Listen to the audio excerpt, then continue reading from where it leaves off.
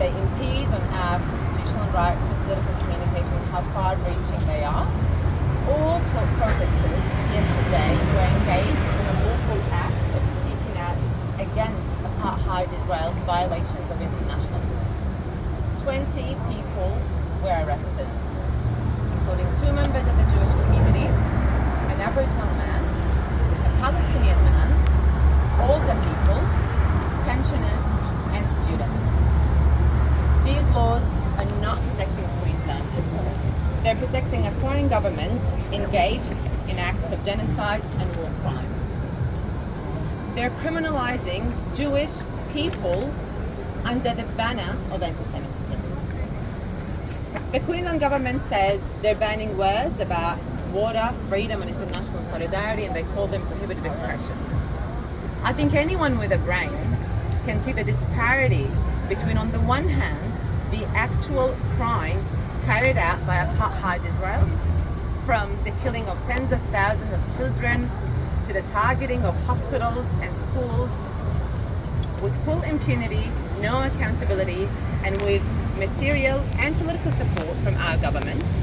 And on the other hand, the passing of laws that criminalize words. This is how hypocrite the Queensland government is, and this is how absurd these laws are. In fact, yesterday before the protest, the police told us, after finally reading the legislation and seeking legal advice, that similar words to the banned phrases are not captured by the legislation. So if we say, according to that advice, between the river and the sea, we should be fine. So the problem here is clearly the from and the to, prepositions. This is how absurd these laws are. But they're also dangerous. And this is why Justice for Palestine Maganjan has been working with a group of legal experts, and we will be coordinating a High Court challenge to the reckless Queensland law on the basis that it's an invalid law under the Australian Constitution. Now, more details about this are going to be disclosed in the coming weeks once we have finalized details of the plaintiffs and the case, but we believe, as Justice for Palestine Maganjan, that these laws are unconstitutional and we will challenge them in court. Hello everyone, thanks for being here. I'm here today to show my solidarity and support for the courageous people who are defying these regressive, reckless and anti-democratic Queensland government laws, which are basically designed to shut down and silence people speaking up and taking action for justice for Palestine. These people are showing a coward Queensland government, a coward Crisafulli government, what courage and morality looks like. Right now, across the country, something very unconscionable is happening. Telling the truth is becoming a crime, as both Liberal and Labor governments push down on democratic rights, the very basic rights of freedom of speech and freedom to protest. We are here today standing with people who refuse to be silenced, who refuse to be speech policed, and who have continued to speak up against war, against genocide, and against breaches of international law. So the truth doesn't just disappear because those in power are afraid of it.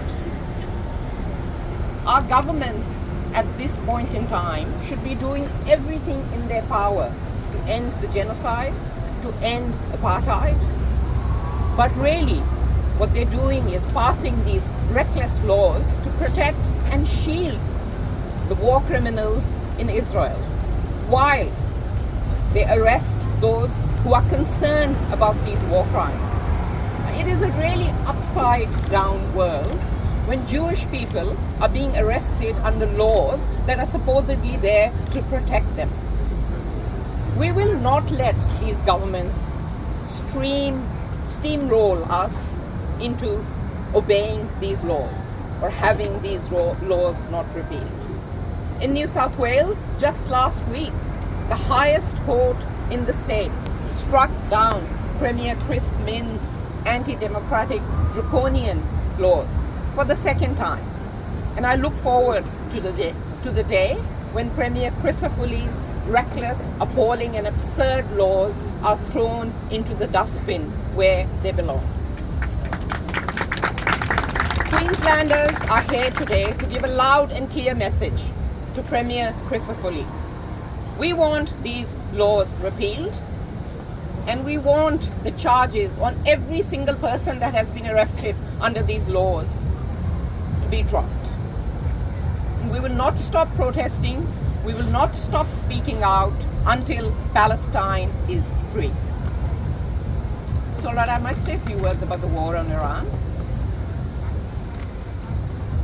The defense minister this morning on Insiders did word gymnastics as he was trying to explain Australia's involvement in the illegal US and Israeli war on Iran.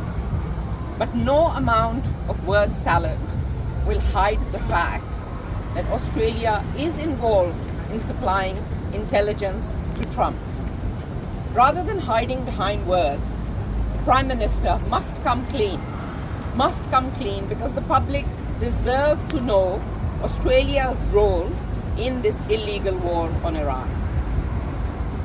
The US and Israel started this war on Iran, which has closed the Strait of Hormuz and plunged the world into chaos.